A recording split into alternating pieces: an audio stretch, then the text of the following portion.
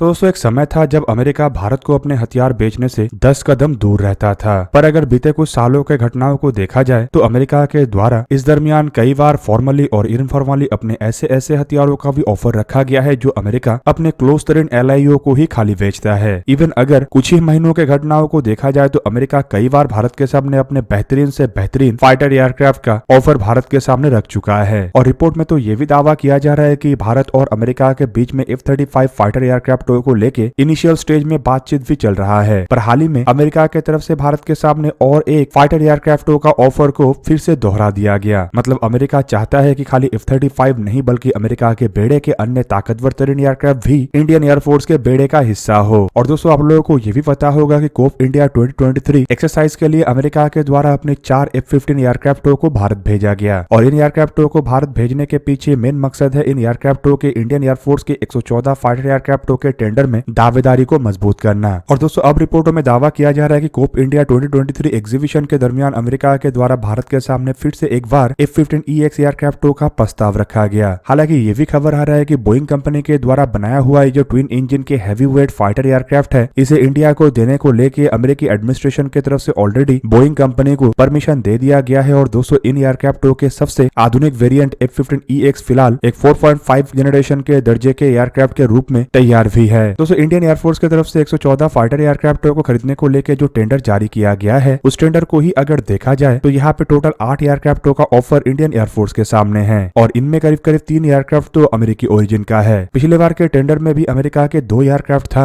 लेकिन भारत के द्वारा अमेरिका के एक भी एयरक्राफ्टों को पसंद नहीं किया गया और राफेल एयरक्राफ्टों के तहत आगे बढ़ा गया। और इस बार के टेंडर में भी एक तरीके से लग रहा है कि राफेल ही सबसे फेवरेट एयरक्राफ्ट है जिससे कि अमेरिका के संभावनाएं घट रहा था। और इसी कारण अमेरिका के द्वारा अपने हैवी वेट F-15EX एयरक्राफ्टों का ऑफर किया गया। और फिलहाल अमेरिका की तरफ से जो 3 एयरक्राफ्टों का ऑफर रखा गया है उनमें सबसे मजबूत तरीन दावेदार तो F-15EX ही है। इवन अगर देखा जाए तो राफेल एयरक्राफ्टों को अगर भारत की तरफ से नहीं चुना जाता है तो राफेल एयरक्राफ्टों के बाद सबसे अधिक संभावना F-15EX एयरक्राफ्ट का ही है। और शायद इसी कारण की वजह से अमेरिका के द्वारा कोप इंडिया एक्सरसाइज के लिए अपने 4 F-15 एयरक्राफ्टों को भारत भेजा गया था। एक्सरसाइज में भारत की तरफ से टोटल 4 एयरक्राफ्टों को शामिल किया गया था जिनमें स्वदेशी लाइट कॉम्बैट एयरक्राफ्ट तेजस से शुरू करके राफेल और सुखोई 30 MKI एयरक्राफ्ट तो था ही, साथ में जैगुआर जैसे एयरक्राफ्ट भी था। दोस्तों इंडियन एयरफोर्स के अगर अब तक के इतिहास को देखा जाए तो इंडियन एयरफोर्स के द्वारा उस तरीके से कभी भी अमेरिकी ओरिजिन एयरक्राफ्टों का इस्तेमाल नहीं किया गया है जिस तरीके से अन्य अमेरिकी एलाई देश करता है। और फिलहाल के इंडियन एयरफोर्स के बेड़े में 2 स्ट्रेटेजिक ट्रांसपोर्ट एयरक्राफ्ट जैसे कि C-130J सुपर हर्कुलिस और C-17 ग्लोबमास्टर 3 अमेरिकन ओरिजिन है। और अमेरिका के बेड़े के 2 अन्य हथियार के रूप में इंडिया के द्वारा अपाचे और चिनूक हेलीकॉप्टरों का इस्तेमाल किया जाता है।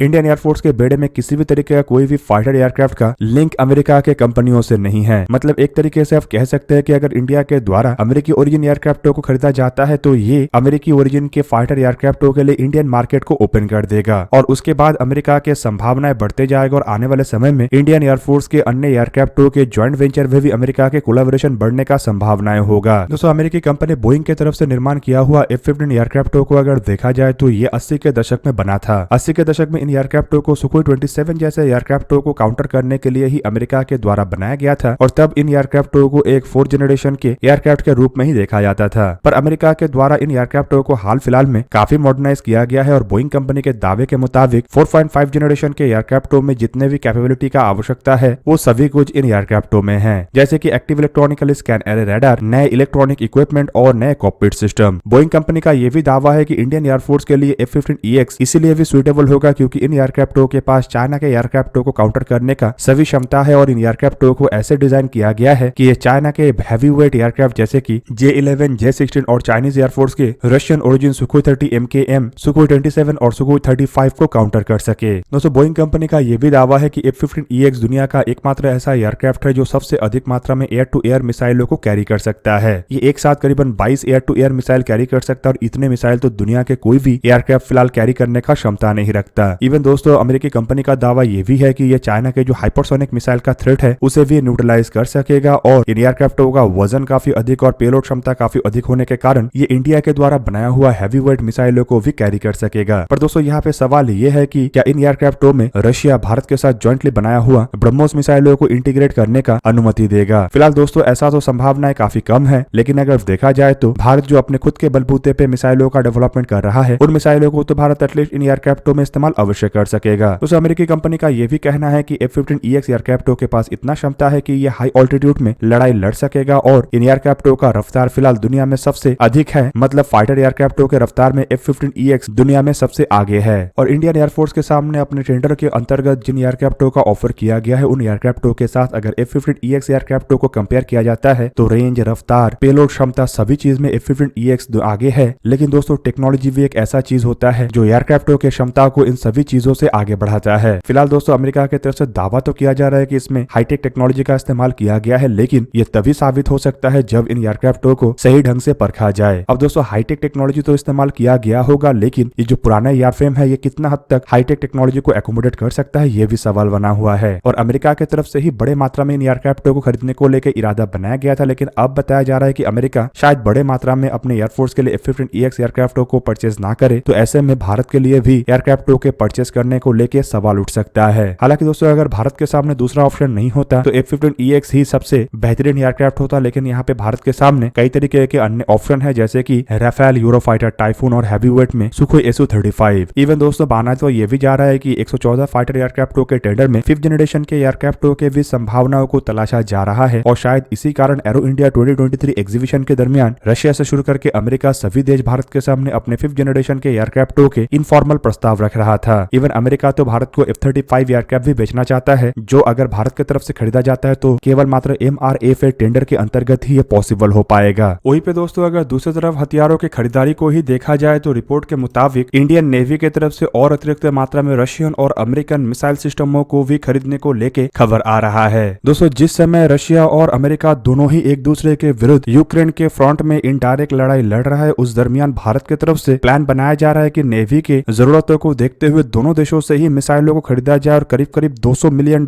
के मिसाइल भारत इन दोनों देशों से खरीदेगा। अब दोस्तों ये प्रस्ताव असल में डिफेंस मिनिस्ट्री के सामने डिफेंस फोर्सेस की तरफ से रखा गया और रिपोर्ट में बताया जा रहा है कि ये प्रस्ताव अपने मंजूरी के एडवांस स्टेज में है। प्रस्ताव के अंतर्गत नेवी के आवश्यकताओं को देखते हुए रशिया से करीबन 20 क्लब एंटीशिप मिसाइलों को परचेस करने का जहाँ पे बात रखा गया है, तो वहीं पे अमेरिका से हार्पून एंटीशिप मिसाइलों को खरीदा जाएगा। दोस्तों क्लब मिसाइल को अगर देखा जाए तो ये एक ऐसा मिसाइल है जो रशियन ओरिजिन वॉरशिप से शुरू करके रशियन ओरिजिन सबमरीन दोनों में ही इस्तेमाल हो रहा है। और अतिरिक्त मात्रा में क्लब मिसाइलों को खरीदने का मतलब ये है कि रशियन ओरिजिन हथियारों को मतलब वॉरशिप और सबमरीनों को भारत के द्वारा और मजबूत किया जा रहा है, जबकि हार्पून मिसाइलों को अगर देखा जाए तो ये अमेरिकी ओरिजिन एंटीशिप मिसाइल ही है। और रिपोर्ट के मुताबिक इंडिया करीबन ऐसे $80 मिलियन के मिसाइल को अमेरिका से फॉरेन मिलिट्री सेल के अंतर्गत परचेस करने जा रहा है। और ऑलरेडी अमेरिकी एडमिनिस्ट्रेशन की तरफ से भारत को हार्पून मिसाइलों को बेचने को लेकर अनुमति दे दिया गया है, जबकि दूसरी तरफ अगर देखा जाए तो पहले से ही भारत के द्वारा हार्पून मिसाइलों को इस्तेमाल किया जा रहा है और इंडियन नेवी के जो एंटी सबमरीन वॉरफेयर एयरक्राफ्ट है और सबमरीन है उसमें अमेरिकी ओरिजिन हार्पून मिसाइलों का इस्तेमाल हो रहा है। भारत की तरफ से असल में अमेरिका के सामने Harpoon joint command test set खरीदने का एक रिक्वेस्ट रखा गया है, जिनमें की एक Harpoon intermediate level maritime station से शुरू करके spare, repair parts, support, test equipment, publication और टेक्निकल डॉक्यूमेंटेशन से शुरू करके पर्सनल ट्रेनिंग तक शामिल होता है। और दोस्तों इसके साथ साथ बताया जा रहा है कि अमेरिकी गवर्नमेंट की तरफ से भारत को इन सभी चीजों को दिया जाने का बात कहा गया है, जिससे कि हार्पून मिसाइलों के इस्तेमाल इंडिया में और आसान हो सके। वहीं पे दूसरी तरफ अगर देखा जाए तो रशियन ओरिजिन जो सिस्टम है वो भारत 2 दशकों से भी अधिक समय से इस्तेमाल कर रहा है और ये एक तरीके से फिलहाल इंडियन नेवी के जहाजों के और सबमरीनों के प्रमुख हथियार भी बना हुआ है।